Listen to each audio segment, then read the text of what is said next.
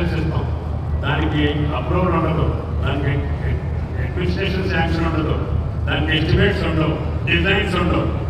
అందుకనే కదా check dam దాన్ని వర్షం టెన్త్ ముక్కుపోతానే ఉత్తరపాటు చెప్పి మాట్లాడి చెక్ డ్యామ్ శాంక్షన్ చేసి మీరు అడిగితే మీకు, నేను అడిగితే నాకు ఇస్తే చెక్ డ్యామ్లు కూలిపోతుంటే దానికి ఏంటంటే బాంబులు పెట్టారు. బుద్ధుండాలి మాట్లాడటానికి. ఎవడైనా రైతు పంట పుట్టినోడు, మానవ పంట పుట్టినోడు, ఇరిగేషన్ కట్టినటువంటి కాళేశ్వరం కింద బాంబు పెట్టిందంటే ఎవరికి పిచ్చి పుట్టినట్టు? అసలు ఆ మాట్లాడడానికి అసలు మీకు అసలు మానవత్వం ఉందా? అంత సింపుల్ మాట. రాష్ట్రం మొత్తం నా కాన్స్టిట్యున్సీలో కూడా ఆ నెల రోజులు 2 నెలల ముందు ఎన్నికల కోసం ఇచ్చిన శాంక్షన్స్, టెండర్ పిలవనటువంటి అనుమతులు లేనటువంటి శాంక్షన్స్ రాష్ట్రం మొత్తం క్యాన్సిల్ చేశాం. అందులో నువ్వు ఎక్కువ ఇచ్చుకున్నావు కాబట్టి నీ దగ్గర ఎక్కువ అమౌంట్ ఉందాం.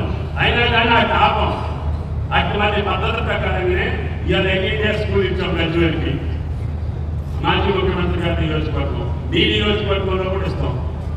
ఇందులో డిస్పారిటీ ఉండదు. ఇప్పుడు రైతు భరోసా ఇస్తున్నాం 9,000 కోట్లు, సిద్దిపేట కాగామా? రుణమాఫీ చేశాము, సిద్దిపేట కాగామా? ఏం చేయలేదు.